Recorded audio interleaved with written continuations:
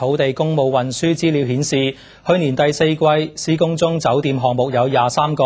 仍然審批中嘅酒店項目33個，合共56個。施工中同審批中嘅項目初步可以提供38000幾間客房，以及17000個泊車位。曹永賢報導。截至到去年嘅第四季，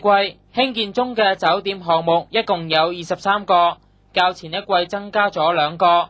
按發展商提交嘅初步計劃數字嚟睇，20幾個酒店項目預期可以供應大約24000間客房，較前一季減少咗26%。至於總建築面積就大約有318萬幾嘅平方米，較前一季減少咗11.85%，而配備嘅停車位數目大約有8300個。